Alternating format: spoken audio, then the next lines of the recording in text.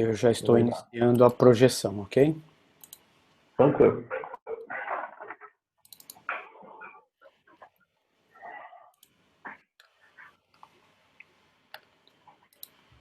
Quando você quiser, Daniel.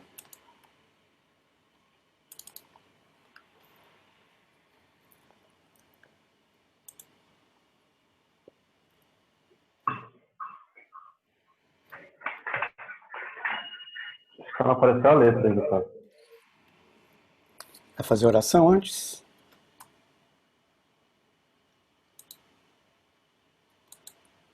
Daniel, seu microfone está fechado, Daniel. Perdão. Agora sim. Oremos. Santíssimo Deus amado, Pai querido, Senhor, queremos agradecer, Pai, novamente, Pai, mais um dia que o Senhor nos concedeu, Pai.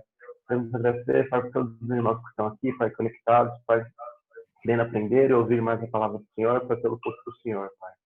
Pai, que o Senhor possa estar ficando com todos eles, Pai, mesmo nós estamos longe, Pai, nós estamos conectados, Pai, por meio da internet, Pai, isso é uma das ferramentas que o Senhor disponibilizou, Pai, que isso facilita muito, Pai, e creio que o Senhor esteja muito satisfeito com isso, Pai. Quero pedir, Pai, que o Senhor possa estar ficando com todos os irmãos que estão aqui, Pai. Quero pedir por todos aqueles pedidos de orações que têm sido feitos no decorrer da semana, Pai.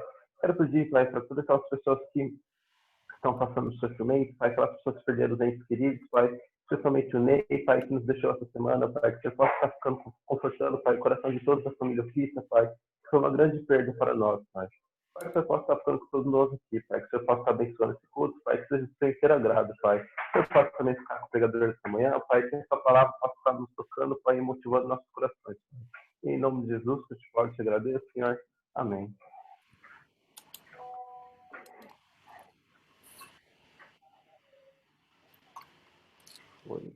Então tá aparecendo na letra. Tá fechado. Meu Senhor desceu do céu e deu a salvação. Glória, glória, cantam lá no céu. O Senhor valeu, que satisfação. Aleluia, glória a Deus. Aleluia, canção, aleluia, canção. Aleluia, glória a Deus. Aleluia, canção, aleluia, canção. Aleluia, glória a Deus. Meu Senhor desceu dos céus e deu a salvação. Glória, glória, canção lá no céu. O Senhor valeu, que satisfação. Aleluia, glória a Deus, meu Senhor desceu do céu. Amém. Ouve, ó Israel, o Senhor nosso Deus é o único Senhor. E amarás, pois, Senhor, de teu coração. E amarás, pois, Senhor, de toda a tua alma. E amarás, pois, Senhor, de teu entendimento. E amarás, pois, Senhor, de toda a tua força. Ouve, ó Israel, amarás o teu próximo como a ti mesmo. E amarás, pois, Senhor, de teu coração. E amarás, pois, Senhor, de toda a tua alma. E amarás, pois, Senhor, de teu entendimento. E amarás, pois, Senhor, de toda a tua força. Ouve, ó Israel. Amém?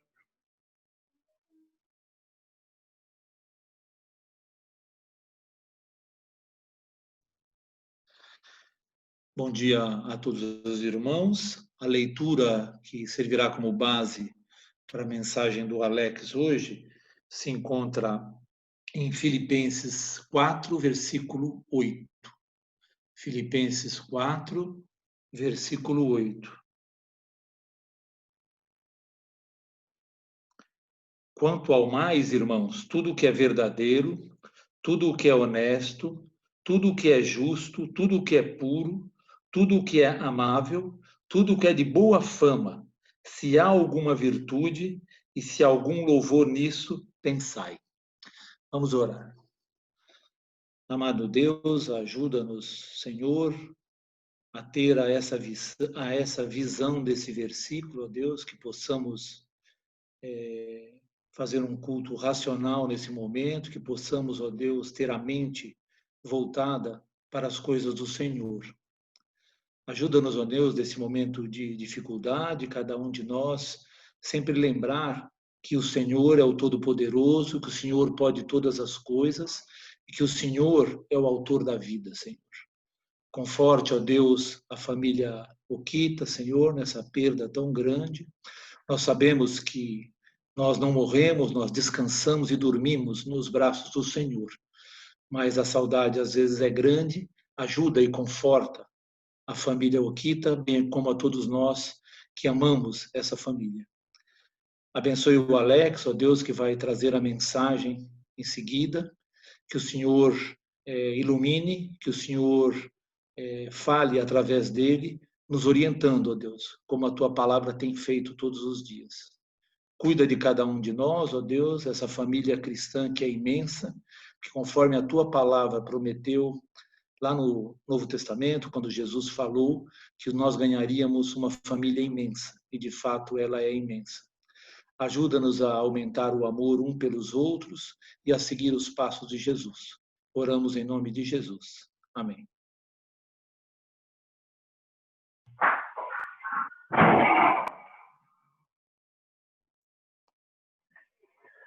Estamos todos aqui só para louvar ao Senhor, novamente aqui em união. Algo bom há de acontecer, algo bom Deus tem para nós. Estamos todos aqui só para louvar ao Senhor, o mundo novo Jesus tem preparado para nós um mundo novo de paz e alegria. Jesus Cristo está aqui e conosco vai ficar. Estamos todos aqui só para louvar o Senhor. Estamos todos aqui só para louvar o Senhor. Amém. Eu venho aqui para te adorar, para dizer que eu te amo. Não venho pedir, mas agradecer pelo momento de estar aqui, contemplar a tua formosura e aprender no teu templo, buscar o teu rosto, beijar a tua face. Quero sim, toque em mim, mas eu quero sim, toque em mim. Eu venho aqui para te adorar, para te dizer que eu te amo. Não venho pedir, mas agradecer pelo momento de estar aqui, contemplar a tua formosura e aprender no teu tempo, buscar o teu rosto, beijar a tua face. Quero te toque em mim, mas eu quero te toque em mim. Amém?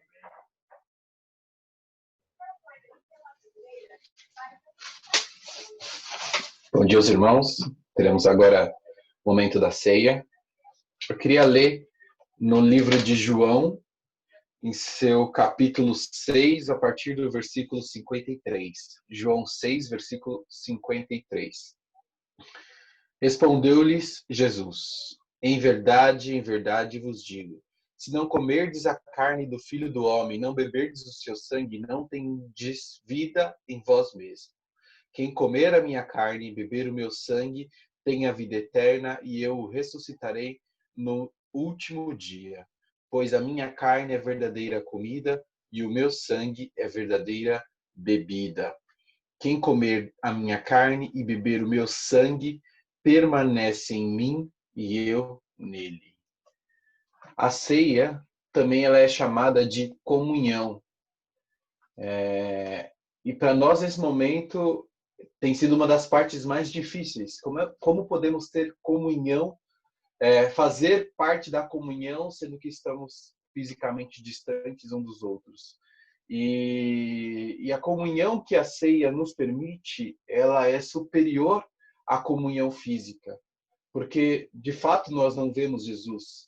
Mas o que ele diz é que se nós comemos e participamos desse momento, nós temos parte com ele. E o corpo dele, e ele permanece em nós, e nós permaneceremos nele. Então ele diz que a carne dele é verdadeiramente comida, verdadeiramente, e o sangue verdadeiramente bebida, e é o que testifica a nossa vida eterna. Essa é a esperança que nos conforta e nos fortalece a cada dia. Porque cada vez que nós relembramos esse momento, relembramos o sacrifício de Jesus, nós anunciamos que a morte dele não foi em vão. A morte dele foi para que nós pudéssemos ter a certeza de que nos encontraremos com ele um dia. Vamos orar em favor do pão.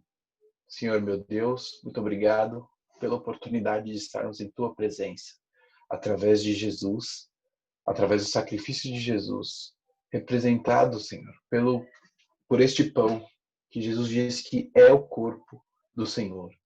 Que nós, nesse momento, possamos comê-lo lembrando e mastigá-lo lembrando de todo o sofrimento que Jesus fez na cruz para que nós pudéssemos ser salvos. E que a gente relembre que essa é a esperança que nos traz a vida em Jesus. Comemos dele todos em nome de Jesus. Amém.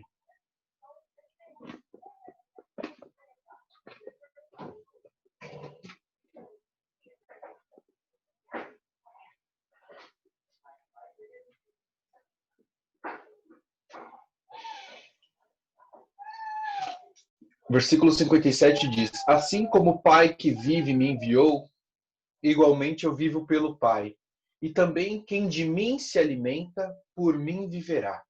Este é o pão que desceu do céu, e em nada se assemelha àquele que vossos pais comeram, contudo morreram. Quem comer este pão, viverá eternamente. É fato que neste texto Jesus se direcionava aos judeus quando ele explicava por que ele era o pão da vida e por que este pão, quem come, é diferente do pão que todos comeram no deserto, que os judeus comeram no deserto e ainda assim morreram. Esta comunhão que Jesus nos permite ter através do seu corpo e do seu sangue é só para testificar que Quem come e bebe de Jesus, por Jesus viverá. E que o sangue dele, que foi aspergido na cruz, que a Bíblia diz que todo o sangue dele foi derramado, foi somente para que nós pudéssemos entrar na presença do Senhor e certificar-nos que a nossa salvação vem dele. Então, neste momento, entre em comunhão, não só com os irmãos através dessa reunião, mas com Jesus. Vamos orar em favor dos cálices. Senhor, meu Deus, meu Pai, te louvo e agradeço por esse sacrifício, sem o qual não seríamos dignos de entrar em sua presença, sem o qual não poderíamos saber o quão grandioso tu és. Te agradecemos pela vida que tu nos dá, que é uma vida muito maior do que essa que nós podemos perceber ou sentir aqui nessa terra. E te agradecemos por a promessa que nos traz esperança de que viveremos por ti e que ainda que morremos, no último dia ressuscitaremos. Em nome de Jesus que oramos e beberemos esse cálice em comunhão contigo. Amém.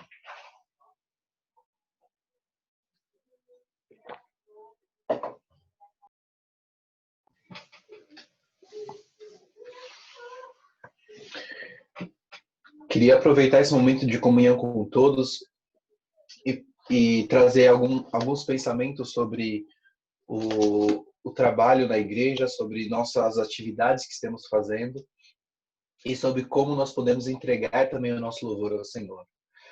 No Antigo Testamento, Deus falava com o povo através dos seus profetas e através dos seus reis e juízes, e em determinado momento Deus pede para que o povo entregue ao Senhor seus louvores e seus tributos. Ou seja, a maneira como no Antigo Testamento as pessoas ofertavam a Deus também era com louvores, era com sacrifícios e era com ofertas. Se hoje a gente não está junto e não podemos louvar a Deus, inclusive nas reuniões do Zoom, porque todo mundo fica com o microfone fechado, só um fica com o microfone aberto, eu acho que essa é uma das principais coisas que a gente sente falta, que quando a gente estiver reunido, o coro de vozes da congregação inteira cantando, a gente vai ficar muito feliz de cantar juntos. Mas existem outras formas de louvor e adoração, e a oferta é uma delas. A nossa oferta que nós entregamos voluntariamente ao Senhor, é também uma maneira de nós dizermos obrigado, Senhor, porque essa semente que eu trago é a semente que tu me destes. Então, se você separou durante essa semana, se você pensou na sua oferta, no link da reunião e no grupo do Facebook, no grupo do WhatsApp, vai ter os dados para você poder enviar a sua coleta. Que você possa, neste momento, entregar a sua oferta como um louvor ao Senhor, como uma forma de adoração ao Senhor. E Jesus ele falou isso lá no livro de Lucas, que a oferta da viúva pobre era que tinha mais valor e ela não era pela quantidade que ela estava depositando. Era simplesmente porque o que ela entregava era do coração dela, todo o sustento dela. Então, que nós possamos verdadeiramente entregar ao nosso Senhor os nossos louvores e as nossas ofertas. Que a gente possa fazer o nosso depósito, enviar a nossa coleta, louvando e agradecendo como um tributo ao Senhor, para que a obra dele continue e para que esse evangelho seja cada vez mais propagado. Amém? Vamos orar em favor da coleta. Senhor Deus, meu Pai, eu te louvo porque tu és o nosso sustentador. Eu te louvo porque tu és o nosso provedor. Eu te louvo porque por diversas formas o Senhor tem se mostrado que cuida da gente em cada detalhe. Te agradecemos pela oportunidade de reconhecer que tu és o Deus da nossa vida e não o dinheiro e não o trabalho. E sim tu, Senhor, é que nos sustenta e que nos dá o alimento a cada dia. E assim como provestes um cordeiro para o sacrifício para o sacrifício de Isaac, quando Abraão estava no monte, nós sabemos que tu provê todas as nossas necessidades. Tu provê da melhor forma possível. E sabemos que apesar deste momento, o Senhor tem cuidado de cada um. Então queremos te agradecer e reconhecer e louvar o Senhor com os nossos tributos durante essa semana, nessa manhã, e que o Senhor possa continuar cada vez mais abençoando a cada um de nós que está presente em todas as áreas. E eu oro em especial para aqueles que neste momento, onde possam estar privados das suas atividades, o Senhor continue mostrando a sua mão poderosa, mostrando que o Senhor é quem sustenta, apesar de todas as estatísticas contrárias, apesar de qualquer índice de crise econômica, apesar de qualquer reflexo dessa pandemia que vivemos, o Senhor é Deus e o Senhor não nos deixa faltar em nada. E é por isso que nós te louvamos e te agradecemos e somos felizes por participar desse momento como congregação e que os nossos corações sejam voltados para ti no momento de nossas ofertas. Essa é a nossa oração, continue recebendo os nossos louvores nessa manhã. Amém.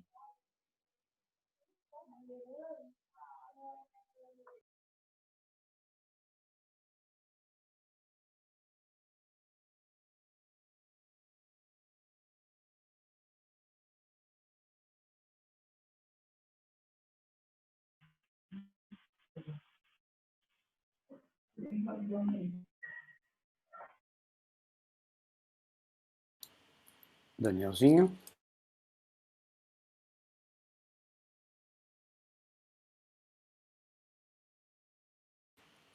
Outra louvai, louvai ao Senhor para sempre. Digo outra vez, louvai, louvai, louvai.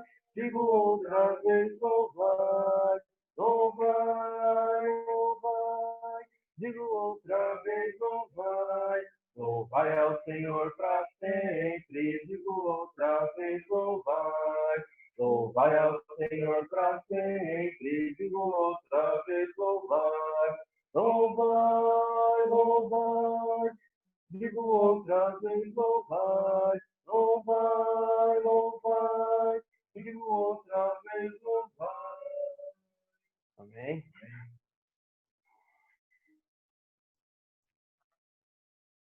Anunciamos a paz. Anunciamos a paz, anunciamos a paz, anunciamos a paz, a paz, a paz em Jesus, anunciamos a fé, anunciamos a fé, anunciamos a fé, anunciamos a fé, a fé. A fé em Jesus, anunciamos o amor, anunciamos o amor, anunciamos o amor, anunciamos o amor, o amor, o amor em Jesus, anunciamos a paz, anunciamos a fé. Anunciamos amor, anunciamos a paz, a fé, o amor em Jesus. Amém?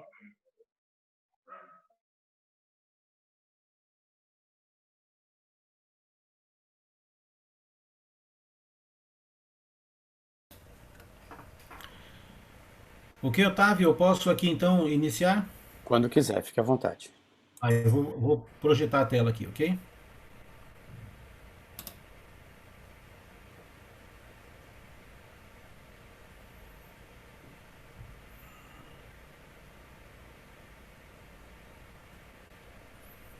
Ok.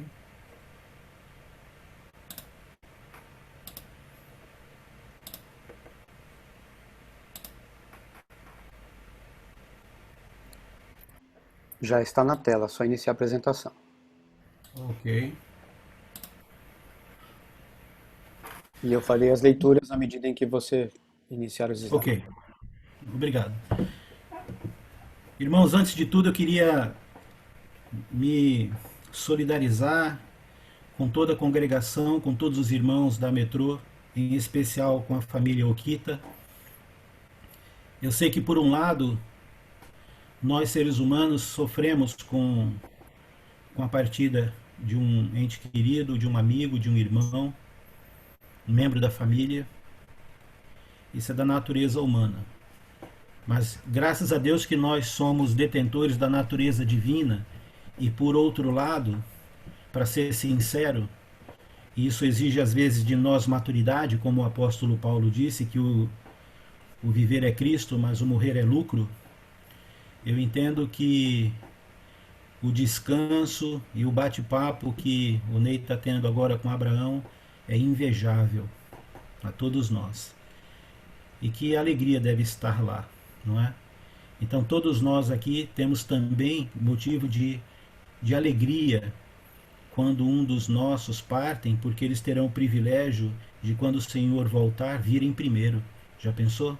Que bênção, que maravilha. Então que Deus nos guarde e nos abençoe, ok? Então nós sabemos muito mais agora do que talvez nunca antes, que nós somos afetados por muitas coisas, e essas coisas que nos afetam, elas podem causar em nós efeitos diversos, né? Todos nós aqui estamos passando por muito contratempo nesses meses, mas eu entendo que agora, para a congregação na Metrô e falando um pouco sobre até a família Okita, né, é muito mais. Então, as coisas que nos acontecem o tempo todo, a todo momento, e de uma forma ou de outra elas vão causar um impacto em nossas vidas, elas vão nos afetar. Às vezes, as coisas que nos assolam, elas até parecem ser insuportáveis, porque a nossa natureza terrena, ela tem a nossa psique, ela tem essa constituição de ser abalado mais ou menos, dependendo de cada um de nós, como recebemos as coisas que nos acontecem em nosso meio, em nossa volta, não é? Então, nós vamos falar hoje sobre algo que está no coração de Deus. Deus é afetado também. Deus tem sentimentos e emoções que são despertadas pelas coisas que acontecem. E às vezes a gente vê na Bíblia, no Novo Testamento, tanto quanto no Velho, que Deus ele é afetado positiva ou negativamente. Ele fica, às vezes, até com raiva, ele fica triste, decepcionado, porque as coisas que estão acontecendo ao nosso redor têm o poder de mexer conosco, com o nosso ânimo, com o nosso espírito, não é, com o nosso humor, com a nossa saúde. Não é fácil, não é fácil. Eu tenho certeza que todos estão, de uma forma ou de outra, afetados demais com tudo que tem acontecido nestes últimos meses, sobretudo nesses dias, né, aqui. Agora, deixe-me... O slide passou para vocês? Ok? Agora sim. Agora sim? Tudo bem. Então é inevitável, né? Nós não sermos impactados, principalmente porque o mundo tem essa natureza, o mundo tem essa tendência. Nós vivemos num mundo contaminado, não podemos esquecer disso, né? Os conceitos que a palavra de Deus nos dá com relação à nossa estadia aqui na Terra, não é? Ela é bem difícil, né? O apóstolo João, ele diz que naquela oração sacerdotal, a oração de Jesus, que o mundo, Jesus diz isso na verdade naquela oração, que o mundo nos odeia, que nós não somos do mundo, não é? Então, essa concepção de que o mundo nos odeia, nós não somos do mundo, e mais tarde, João, na sua primeira carta, vai dizer que o mundo jaz no maligno, é algo terrível. Se você pensar bem, nós vivemos no mundo que a Bíblia diz que ele jaz, não é nem espera, é jaz. A palavra jaz vem de jazigo, vem de morte, lugar dos mortos, né? Jaz no maligno, né? Quando o homem pecou, Deus amaldiçoou essa terra. A gente pode se iludir um pouco aqui com algumas paisagens, né? Com o ar puro, com o mar, né? Eu moro em Florianópolis e eu tenho o privilégio de ter a vista do mar aqui do apartamento, mas não vamos nos enganar, esse mundo ele é cruel, não é? A Bíblia determina isso, diz que ele jaz no maligno, diz que nós não somos do mundo, não é? E diz que o mundo nos odeia. Então nós vivemos já por si só num ambiente hostil à nossa natureza espiritual. Lembre bem disso. A Bíblia descreve esta estadia aqui como uma guerra. Não é algo assim agradável, não é? Agora, é só com os olhos espirituais que nós vamos ter essa percepção, não é? Então estar aqui, viver aqui, causa coisas assim, olha, nós temos notícias que nos abalam, né? Às vezes você precisa de um serviço do governo e é um suplício, não é? Às vezes uma notícia repentina por causa de um vacilo ou algo que foi feito como uma gravidez inesperada, às vezes a angústia, a dor da perda de uma pessoa, às vezes o acúmulo de tudo isso leva algumas pessoas ao desespero, ao ponto de tirar a sua própria vida, né? O desemprego, que são milhões de brasileiros, por exemplo, hoje sem trabalho, dependendo de pessoas, parece uma coisa infernal, não é? E de fato o mundo jaz no maligno, mas quando nós sofremos os impactos destas coisas, como por exemplo a própria morte, todos nós um dia vamos passar por isso enquanto Jesus não volta, e vamos impactar a vida dos nossos entes queridos, dos nossos amigos, familiares, né? Só pelo fato de partir daqui, de morrer. Não é fácil, não é fácil viver aqui. Jesus não disse que seria fácil. Então nós somos afetados em várias áreas de nossas vidas. Eu não estou falando nada aqui que nós já não saibamos, não é? A área financeira, a área amorosa, na saúde, na vida profissional, relacionamentos, projetos ameaçados, né? Perdas repentinas, são muitas coisas que nos afetam, não é? Agora, quando tudo lhe parece contrário e ameaçador, não é? O que nós, discípulos de Cristo, né, devemos fazer? O que fazer? Como nós devemos reagir? Quando estamos em momentos de crise, em momentos de aflição, em momentos de contrariedade, em momentos de ameaça, de risco, o que a palavra do Senhor tem para nos dizer sobre como nós devemos nos comportar, ou o que nós devemos fazer, não é? Alguns de nós, eu tenho certeza, já passaram por situações em que não sabiam o que fazer, não é? Nós usamos uma expressão perdi o chão, não é? Ou seja, perdi o controle de tudo, né, da situação. Mas a palavra de Deus, ela é um refrigério para nós.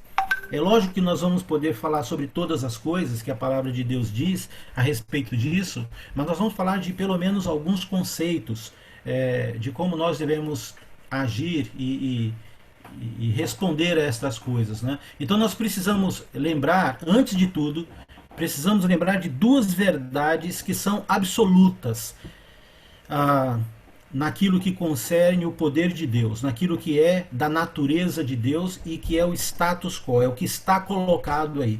E nunca esqueça dessas duas verdades. A primeira verdade, não é que em face a todos os tipos de desafios, literalmente, que você e eu possamos enfrentar nesta vida, Deus ainda é Deus. É uma coisa muito óbvia, mas nós literalmente esquecemos, né? Quando Jesus estava no barco atravessando o mar da Galileia e ele disse para os discípulos, vamos para outra margem, com certeza aquele barco iria chegar na outra margem. Embora eles tivessem passado um dia inteiro com Jesus, vendo Jesus curar, fazer vários milagres, né? Quando eles chegaram no ponto do mar e a tempestade começou a entrar no barco, aquela tempestade repentina na vida deles, sabe que em nossas vidas, às vezes, se levantam tempestades repentinas, do nada, não é?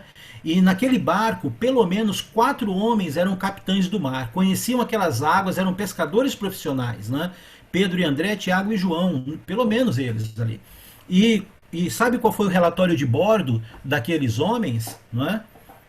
O relatório de bordo deles foi: o barco vai afundar, nós vamos morrer. E quando eles olham para trás e vão ver onde o mestre estava, aquele que colocou eles naquela situação, ele estava dormindo, esgotado, mas cansado, dormindo no meio da tempestade. E os discípulos acordam ele com veemência: o senhor não se importa, nós vamos morrer, olha o que está acontecendo aqui. Então, situações na vida da gente às vezes se levantam desta forma. Elas pegam a gente de sopetão, repentinamente. E quando acontece isso, uma tendência da nossa natureza humana é esquecer que Jesus está no barco. Não é? É esquecer que ele disse, vamos para outra margem. Ora, Jesus não disse que seria fácil. Jesus não disse que não teria tempestade. Jesus não disse que não haveria ondas, mas ele disse, vamos para o outro lado. E eles chegaram lá do outro lado. Olha, meus irmãos, nessa vida nós vamos passar por muitas coisas difíceis, muitas. Mas o Senhor prometeu que nós vamos chegar a salvo do outro lado. Tempestades vão acontecer, tempestades vão se levantar na sua vida e na minha vida de várias formas, né? Tem algumas que pessoas planejam para a gente, não é? Tem outras que a gente vê e vai lá e se mete nelas, né? Tem outras que simplesmente acontecem de repente, mas não importa o que aconteça, uma coisa é certa, o nosso Senhor é fiel e justo, nós vamos chegar do outro lado. Nós devemos tomar alguns cuidados. Então Deus ainda é Deus. Em paz me deito e logo pego no sono, porque tu, Senhor, me fazes repousar seguro. É o Salmo que diz isso. E Jesus podia descansar ali, porque nada poderia impedir o que ele havia dito. É assim conosco. Dentro desse primeiro conceito, a outra coisa é que o seu poder não é diminuído. Quando nós estamos passando por dificuldades, Deus não fica mais fraco. Não é não é essa a natureza divina. Nem Deus ainda é Deus e o seu poder não é diminuído em nossas vidas, não é diminuído na existência eterna dele. Então nós precisamos ter certeza dessa verdade. A segunda característica é que nada é além das nossas forças. E eu vou tomar como exemplo aqui o que diz lá em 1 Coríntios 10:13, que o Otávio vai ler para a gente. Não vos sobreveio tentação que não fosse humana, mas Deus é fiel e não permitirá que sejais tentados além das vossas forças.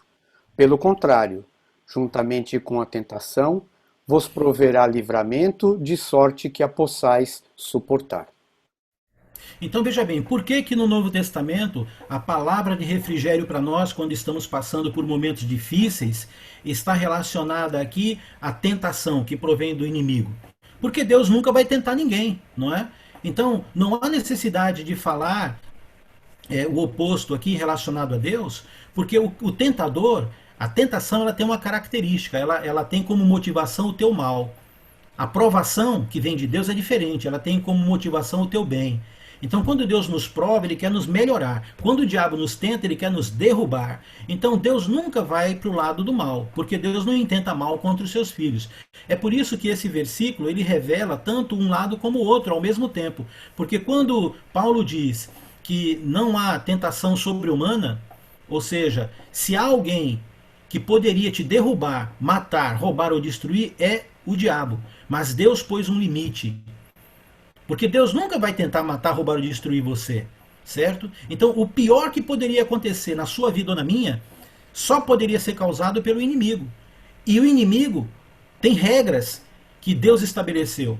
E a regra é, nada pode acontecer com você. E agora eu faço o paralelo com as coisas que são de provação. Deus também nunca vai dar uma provação ou permitir que passemos por algo que não consigamos resistir. O problema não é o conceito divino para isso, porque o texto já diz que ele também nos dá o livramento, ele nos dá a condição de passarmos por aquilo. O problema é que nós não conseguimos enxergar o livramento. O problema é que nós não conseguimos alcançar aquilo que Deus colocou para nos amenizar, para nos livrar desses momentos ou de qualquer situação difícil. E nós então precisamos aprender a ser espertos, irmãos, a sermos prudentes, a ouvir a palavra de Deus e treinar, antecipar essas coisas, não é? Sabe aquela entrevista que é a entrevista do seu sonho? O que você faz? Você fica ansioso e paralisa? Não, você fica ansioso e se prepara, treina, repassa, treina no espelho. Você faz o máximo que você pode para que você esteja pronto para que naquele momento você possa superar aquilo. Muitas vezes, em várias coisas da nossa vida, Nós não antecipamos, nós não nos preparamos, nós não pensamos o que faremos quando aquilo acontecer. E aí, quando a coisa acontece, nós ficamos mais vulneráveis. Né? Mas o Senhor já disse, de antemão, isso é muito bom. Nada pode acontecer com você, mesmo que seja planejado pelo diabo, que possa te destruir. E eu dou o livramento. Você só precisa estar esperto, você precisa saber, né? Porque você vai conseguir passar, né? Suportar. Isso é maravilhoso, não é? Isso é maravilhoso. Não estamos falando aqui do tempo. Ah, o tempo vai... Não, não, estamos falando do Senhor agindo nas nossas vidas. Ok? Então, outro conceito que a gente percebe aqui é a palavra, ela nos ensina o que devemos ou não devemos fazer como somos afligidos. Lembra? Aquela parte que entra na prática, né? Então, o que nós não devemos fazer quando somos afligidos, né? Eu estou clicando aqui e não veio. Agora sim. Né? Nós não devemos nos precipitar. Olha, a própria palavra já remete a algo tenebroso, né? Precipício. O que é um precipício? É um lugar perigoso. E a palavra precipitar-se, se precipitar nesse verbo aqui, ele vem exatamente na sua etimologia a um alto monte ou um morro, né? Um precipício que alguém quando cai já era, né? Perde a vida. Então, precipitação é algo que coloca você em risco, em perigo. Então nós não devemos nos precipitar, agir antecipadamente ou sem pensar, sem planejar, sem estar preparado. Né? O que nós também não devemos fazer são 3 coisas. A segunda é nos desesperar. Né? Precipitar é a ação que você vai fazer sem pensar, que pode te causar grande dano. A outra coisa que nós não devemos fazer, que a palavra de Deus nos ensina, é que nós não devemos nos desesperar. Não há situação que aconteça na sua vida. Olha que bênção isso. Isso aqui é como diz o Ivan, lá de BH, um irmão nosso, ele está aqui conosco, eu vou dar um presente para você. Não é? A expressão que ele usa. O presente é, quando acontecer alguma coisa na sua vida, que você aparentemente não sabe o que fazer, não se precipite, a primeira coisa é assim, não se precipite, segura a onda. A segunda coisa é não se desespere, ok? É fácil de falar, difícil de fazer, não é? Mas Deus avisou antes, porque a gente pode alcançar isso sim. Nós podemos esperar, sossegar e não perder a esperança. Desesperar significa sem esperança. Vem da palavra esperança aí, não é? Esperar com certeza, com confiança, e desesperar. Desesperar é uma pessoa que não tem esperança, que ela não vê mais nada na frente. E a palavra de Deus diz, olha, não vá por esse caminho. Você vai poder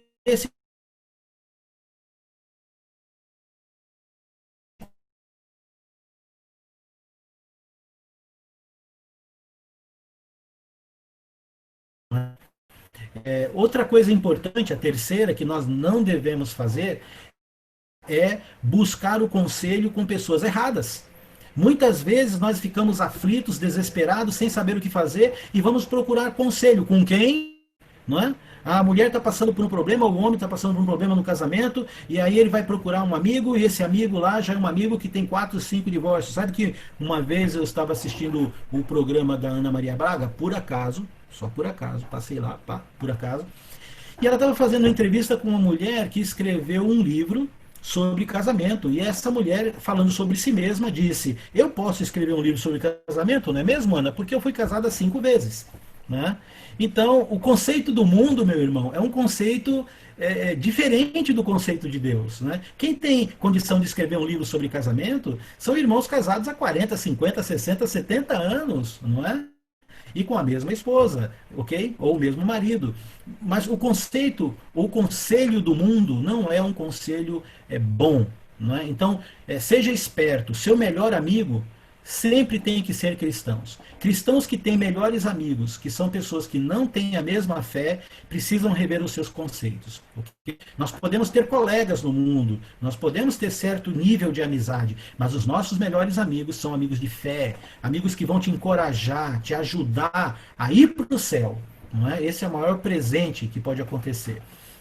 Então, agora o que nós devemos fazer? São três coisas também que a Bíblia diz. Né? Nós devemos esperar no Senhor, que é o contrário da desesperança, não é? Do desespero. Esperar no Senhor não é uma coisa estática, como estar lá na fila do INSS, sabendo ou não se vai acontecer alguma coisa. Né? Não é isso. Alex, Esperar é quando você está naquela fila para receber, né, um dinheiro de uma grande herança e que já foi confirmado pelo banco, já está agendado, já está tudo certo, é só você ir lá para sacar. E aí vale a pena esperar, não é? Você está feliz, está alegre. Então, esperar no Senhor é uma espera alegre, é uma espera de ansiosidade positiva, é uma espera de alegria, embora nós possamos ter alguns contratempos, mas a esperança de estar nessa espera, ela deve ser banhada na alegria, né? Orar e confiar. Então, outra coisa que a palavra nos diz que devemos fazer é orar, mas orar com confiança, orar exatamente entendendo que estando nas mãos de Deus, está entregue nas mãos de quem pode fazer. E Deus pode fazer o que a gente quer, pede para Ele, ou Ele pode fazer o que a gente não quer, ou Ele pode dizer, agora eu não vou fazer. Mas olha, toda resposta de Deus é sim, mesmo quando Ele diz não. Está entendendo o que eu estou querendo dizer? Às vezes nossas ansiedades, nossas angústias, seja o que for, a gente quer tirar com a mão, mas Deus pode usá-la para nos melhorar. Então, se você orou, se você entregou nas mãos de Deus, confie, porque Ele está com você, Ele quer o seu bem, nunca vai tramar o mal contra os seus filhos, não é verdade? Então, espere nele. A outra coisa é busque a sua palavra, a palavra de Deus, e os sábios na fé. Tá vendo? Todas elas se contrapõem a que nós não devemos fazer. Quem nós devemos buscar quando estamos nesses momentos difíceis de luta, de embate, abatidos, abalados, né? A palavra do Senhor e os sábios na fé. Quem são os sábios na fé? São aqueles irmãos que nós amamos, aqueles irmãos que nós admiramos, aqueles irmãos que nós sabemos que podem nos ajudar, que têm algo a contribuir, não é? Então busque sempre essas três, o que devemos e o que não devemos fazer, ok? Então, queria ler sobre precipitação, uma passagem, vamos deixar meu cunhado aqui, o Otávio, ler. 1 Samuel 13, a partir do versículo 5 até o 13. Reuniram-se os filisteus para pelejar contra Israel.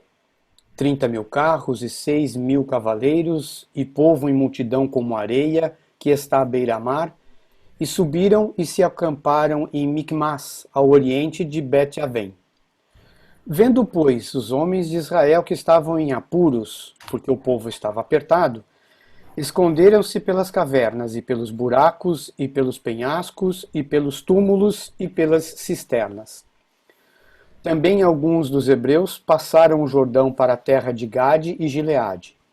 E o povo que permaneceu com Saul, estando este ainda em Gilgal, se encheu de temor. Esperou Saul 7 dias, segundo o prazo determinado por Samuel. Não vindo, porém, Samuel a Gilgal, o povo se foi espalhando dali. Então disse Saul: Trazei-me o holocausto e ofertas pacíficas. E ofereceu o holocausto. Mal acabara ele de oferecer o holocausto, eis que chega Samuel. Saul lhe saiu ao encontro para o saudar. Samuel perguntou: Que fizeste? Respondeu Saul: Vendo que o povo se ia espalhando daqui, e que tu não vinhas nos dias aprazados, e que os filisteus já se tinham ajuntado em Micmas, eu disse comigo: Agora descerão os filisteus contra mim a Gilgal, e ainda não obtive a benevolência do Senhor. E forçado pelas circunstâncias ofereci holocaustos. Então disse Samuel a Saul: Procedeste neciamente em não guardar o mandamento que o Senhor, teu Deus, te ordenou. Pois teria agora o Senhor confirmado o teu reino sobre Israel para sempre. Muito bem. O final dessa história é que Deus, neste momento, tirou o reino de Saul e ele, inclusive, por profecia, morreu pela sua própria espada. Não é? Foi desqualificado como rei. Precipitação, meu irmão. Precipitação é terrível. Quando estamos em momentos de crise, de dificuldade, de luta, uma coisa que nós não devemos fazer é tomar decisões. Espere, não se precipite. Veja bem o que Saul fez. O povo estava desesperado, o povo estava fugindo, o cheiro da morte estava chegando até eles numa guerra contra os filisteus. E eles não poderiam atacar antes que o profeta do Senhor fizesse o sacrifício. O que Saul fez? Saul não era profeta, não era para ele fazer aquilo. Ele tomou a frente e se precipitou. E por causa disso, ele pagou um preço caro. Muitos de nós podemos trazer paz para as nossas vidas só pelo fato de não tomarmos decisões precipitadas. Então vamos aprender a lição com Saul, ok? Da precipitação. A outra é sobre o desespero, não é que falamos. Pode ler, Otávio? Mateus 27, versículo 3. Então Judas, o que o traiu, vendo que Jesus fora condenado, tocado de remorso, devolveu as 30 moedas de prata aos principais sacerdotes e aos anciãos. E no versículo 5, então Judas, atirando para o santuário as moedas de prata, retirou-se e foi enforcar-se. Está vendo aqui o desespero? Dá para enxergar aí entre linhas? Judas cometeu um deslize, fez algo que não deveria. Ele se desesperou por causa disso. E por que a gente sabe que ele se desesperou? Porque ele não foi buscar no Senhor o socorro, e quando ele caiu em si, a culpa, o sofrimento, a dor, foi tremenda ao ponto dele sair para se enforcar. Um homem desesperado. Não é? O cúmulo do desespero é esse, é tirar a vida. E não são poucas pessoas que pensam ou até mesmo fazem isso. Eu já pensei em fazer isso algumas vezes. Se você nunca pensou em tirar a sua vida, você com certeza já pensou em matar muita gente. Né? Esse cara tem que morrer. Então, porque a gente é assim, fala de uma forma absurda quando as coisas estão apertadas conosco. Né? Mas em contraposição a isso também, a gente sobrepondo, né, nós temos o último aqui, que são aqueles maus conselhos. Olha o exemplo deste cara aqui, Roboão, que era filho de Salomão, que assumiu o reinado de Salomão e desgraçou. Até Roboão o reino era unido. No terceiro ano do reinado de Roboão, houve uma guerra civil e o reino se desfacelou. Né? 10 tribos no norte e 2,5 tribos no sul. Mas vamos ver essa história. 1 Reis 12, a partir do versículo 8. Porém, ele desprezou o conselho que os anciãos lhe tinham dado e tomou conselho com os jovens que haviam crescido com ele e o serviam. E disse-lhes: Que aconselhais vós que respondamos a este povo que me falou, dizendo: Alivia o jugo que teu pai nos impôs?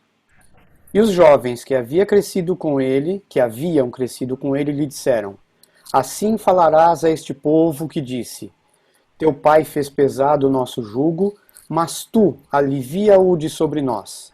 Assim lhe falarás: Meu dedo mínimo é mais grosso do que os lombos de meu pai. Assim que, se meu pai vos impôs jugo pesado, eu ainda vô-lo aumentarei. Meu pai vos castigou com açoites, porém eu vos castigarei com escorpiões. Isto gerou uma guerra civil. Que absurdo, não é? Que absurdo. Está vendo o resultado quando as pessoas vão procurar o conselho com quem não deve? Os conselhos podem ser terríveis, podem afundar você. Você pode mitigar, você pode reduzir muito o impacto dos problemas na sua vida se você vencer o emocional para se aconselhar no momento certo com pessoas que vão poder realmente te ajudar, com conselheiros cristãos, com amigos cristãos, com irmãos que têm uma palavra de apoio, de ânimo e não de desgraça, e não algo que vá piorar. O mau conselho pode gerar grandes conflitos. Separou uma nação, destruiu uma nação, o povo de Deus. Né? Olha o que Roboão foi fazer, não buscou conselho com os sábios. Então, vamos evitar isso porque ficou evidente aí os problemas. Agora, o que nós devemos então fazer? Agora vamos ver o que nós devemos fazer. Esperar no Senhor, lembra? Como é que a gente espera no Senhor aqui? Vamos lá. E essa foi a diferença entre Judas, que nós já falamos, e Pedro, né? Então, os dois versículos aqui, o Otávio pode ler. O primeiro de Judas. Mateus 27, versículo 4 e 5. Pequei, traindo sangue inocente. Eles, porém, responderam: que nos importa? Isso é contigo. Então, Judas, atirando para o santuário as moedas de prata, retirou-se e foi enforcar-se. Olha Pedro agora. Lucas 22, 61 e 62. Então, voltando-se o Senhor, fixou os olhos em Pedro. E Pedro se lembrou da palavra do Senhor, como lhe dissera: hoje 3 vezes me negarás antes de cantar o galo. Então Pedro, saindo dali, chorou amargamente. Depois ele foi para a Galiléia e o Senhor o confortou. É esse que está aí, entre aspas, é grifo meu, tá? Então, Ok. veja bem, contrapondo aqui, agora sim, né, o que Judas fez, olha o que Pedro fez. A diferença é exatamente essa, é que não houve precipitação da parte de Pedro. Pedro chorou, chorou e amargamente. Ele sofreu impacto? Sofreu. Ele foi afetado? Foi afetado e muito. Judas negou Jesus uma vez, Pedro negou 3, não é? Traiu uma, Pedro 3, ali insistentemente. Jesus chegou a falar antes para Pedro que Pedro havia sido peneirado por Satanás até. Não é? E Jesus intercedeu por ele. Mas o que Pedro não fez? Ou melhor, o que ele fez? Né? Ele não se precipitou, ele esperou. Ele esperou. E aí o Senhor depois mandou um recado dizendo: olha, fala para Pedro que eu vou encontrar com ele lá na Galiléia. E quando ele encontrou, confortou Pedro. Né? Pedro não tomou uma atitude precipitada. Então, às vezes, meus irmãos, a melhor coisa a fazer é não se precipitar, não tomar decisão. Né? A outra é devemos orar e confiar. Lembra? Orar e confiar? Vamos ver. Tiago 5, versículos 16, 17 e 18. Muito pode, por sua eficácia, a súplica do justo. Elias era homem semelhante a nós, sujeito aos mesmos sentimentos, e orou com insistência para que não chovesse sobre a terra, e por 3 anos e 6 meses não choveu. E orou de novo, e o céu deu chuva, e a terra fez germinar seus frutos. Olha, eu não sei se você crê nisso, mas você está percebendo que tudo nós estamos buscando na palavra do Senhor. É simples, né? Muito simples. Esse texto está dizendo que Elias era homem semelhante a nós, sujeito aos mesmos sentimentos. Não é? Agora, o estímulo que Tiago, irmão do Senhor, está dando aqui, é que nós temos a mesma condição de Elias. Olha, esse homem orou a Deus e olha o que aconteceu. Ele parou a estação de chuva, ele parou o tempo com relação ao clima por 3 anos e 6 meses, e depois orou e choveu.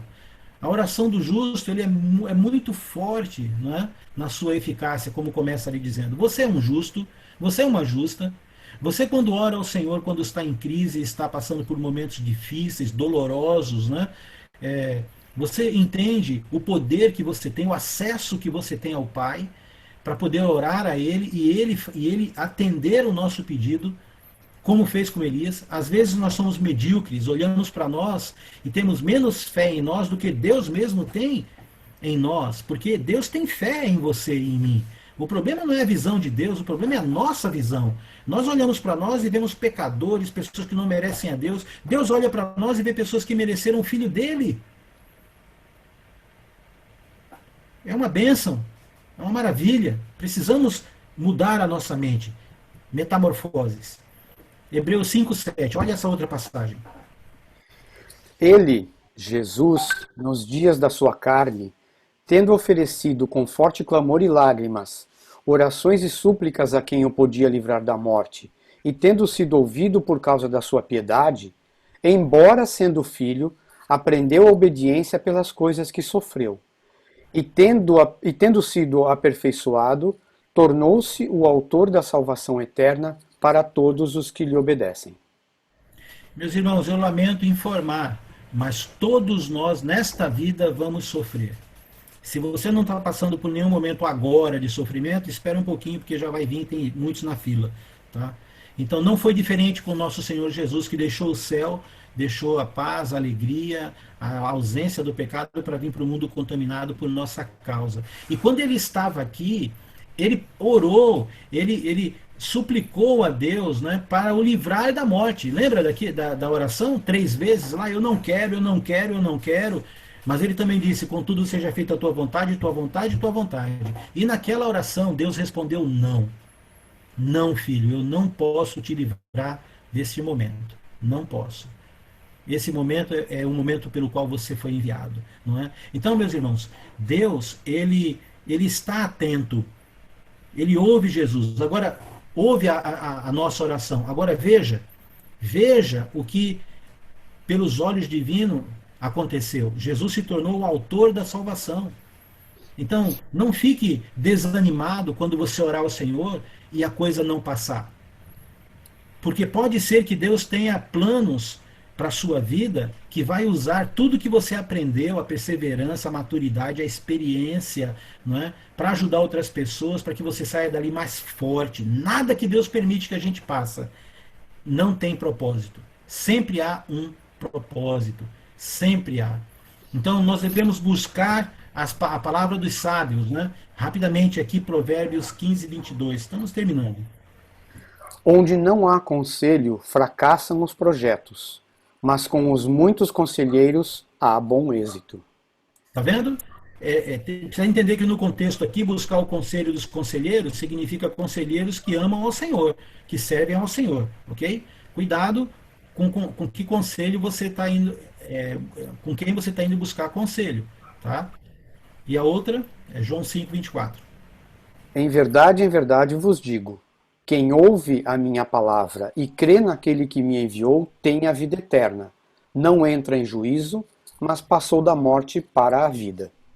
Então, se nós somos estimulados a buscar o conselho na palavra do Senhor, nos conselheiros, nos irmãos, como está no versículo de Provérbios, nesta outra, em João 5, Jesus está dizendo que quem ouve a minha palavra. Ora, Jesus está dizendo de uma forma poderosa que aquele que ouve a palavra de Cristo, a palavra dele, e crê na procedência que é divina, esta pessoa, ela tem, não é terá, não, o verbo não está no futuro, está no presente, ela tem vida eterna, ela não entra em condenação e passou da morte para a vida. Tudo que nós precisamos para superar esta margem e chegar seguro, independente das tempestades, na outra margem. Está garantido para nós. Então o que pode com você? O que pode? Perder a vida? Sofrer um problema de saúde e falecer? Isso vai parar a nossa alegria? Não. A alegria está no Senhor, fundamentado na palavra dele. Isso é esperança, não é? Então, nunca esqueça, meu irmão, espere no Senhor. Ore, ali está errado, mas desconsidere, né? Ore e confie. Busque sua palavra e os sábios na fé. Nunca esqueça desses 3 conselhos que a palavra do Senhor nos dá. Nunca esqueça também que, em face a todos os tipos de desafio, Deus ainda é Deus.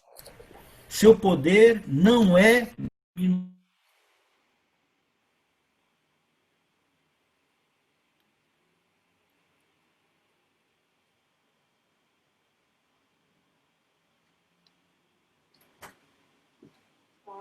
Oi, filho.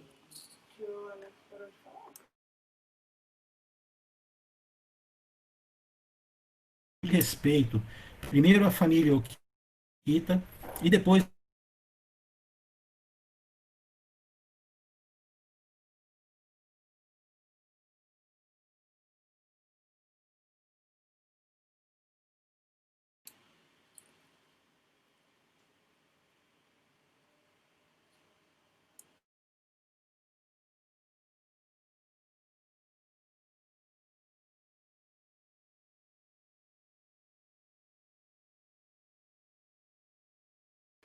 A conexão do Alex. Eu acho que caiu a conexão do Alex. neste mundo, como fruto da contaminação dele, que possa, a não ser que você queira, nos tirar todas estas coisas maravilhosas que nós vimos aqui. Lembre-se bem, e aí eu concluo, termino. A pior coisa que Jesus sofreu foi o plano de Satanás para tirar a vida dele, não é mesmo? Satanás usou o, o sistema judaico, né, na pessoa do sumo sacerdote. Usou a lei romana na pessoa de Pôncio Pilatos. Usou pessoas íntimas deles na pessoa de Judas. E quando nós olhamos essa história, nós vimos um plano sórdido de Satanás para matar Jesus de uma forma cruel, levando ele para o madeiro, para a cruz, debochando dele, não é? Agora, se nós formos espertos e olharmos as passagens do Antigo Testamento cifradas, né, na lei e nos profetas que falam sobre o Messias, como Isaías 53, Salmos 22, nós vamos ver que este plano já tinha sido traçado por Deus. Deus já havia determinado em seu plano que Jesus, o Messias, morreria desta forma, no madeiro, entre uma súcia de malfeitores, não é? As pessoas iam menear a cabeça, iam rasgar suas vestes, tudo já estava profetizado. Então, quando as coisas acontecem conosco, mesmo que elas sejam planejadas por Satanás, mesmo que sejam, Deus tem o poder e o controle sobre tudo. Se há uma coisa que Satanás faria, se ele soubesse o plano de Deus para salvar a humanidade, é que Satanás seria o guarda-costas de Jesus e Jesus morreria de velhice. Okay? O que deixa Satanás mais irado, com raiva, é ele ter se tornado coadjuvante na salvação do mundo, executando o plano como Deus havia determinado. Então, irmãos, o que pode dar de errado conosco nessa terra? Talvez, na sua perspectiva, algumas coisas, mas elas não podem diminuir o poder de Deus, elas não podem tirar de nós aquilo que já nos foi confiado. Que Deus abençoe a sua vida, que Deus abençoe esta congregação que eu amo tanto, que tem irmãos que são história da minha vida. Que Deus abençoe a vida de vocês. Muito obrigado pela oportunidade. Vamos ter uma oração e depois encerramos.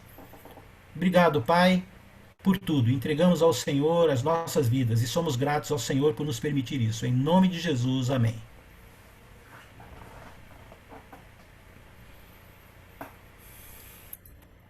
Danielzinho, pode abrir seu microfone.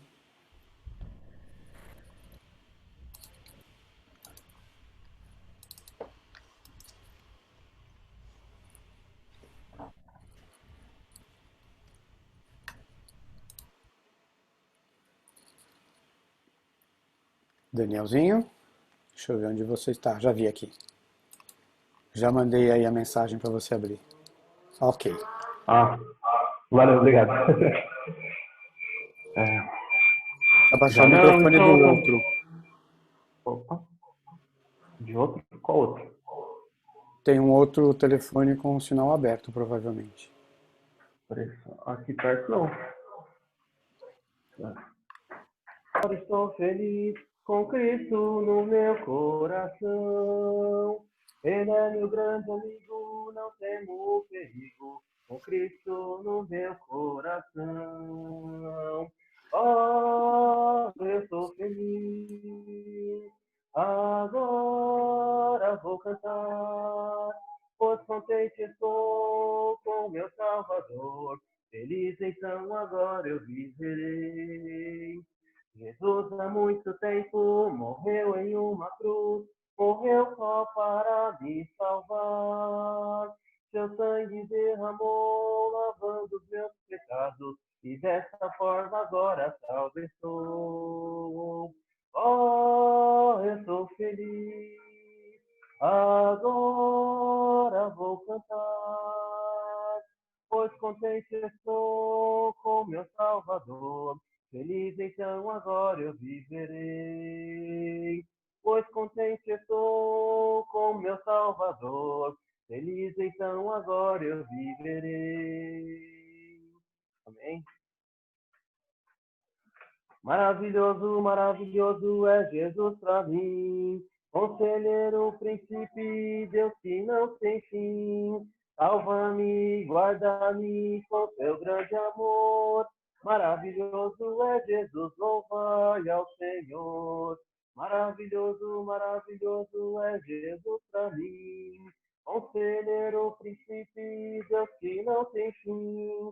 Salva-me, guarda-me com teu grande amor. Maravilhoso é Jesus, louvai ao Senhor. Amém. Oremos. Onipotente, onipresente, Deus e Pai Celestial, nós estamos diante do Teu santo trono nesse momento para louvar e glorificar o Teu santo nome. Somos agradecidos ao Pai Celestial pela vida eterna que o Senhor nos dá ao lado do Seu Filho Jesus Cristo. Obrigado, ó Pai, pela Sua extrema misericórdia para conosco.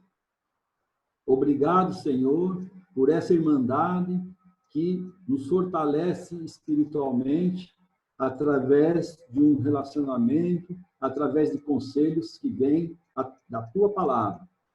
Obrigado, Senhor, pela Tua palavra que nos exorta a esperarmos no Senhor confiantemente, diante de qualquer tribulação que se apresente diante de nós.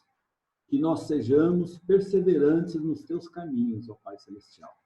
Obrigado, Senhor, pela Tua palavra e por essa irmandade que nos fortalece dia após dia.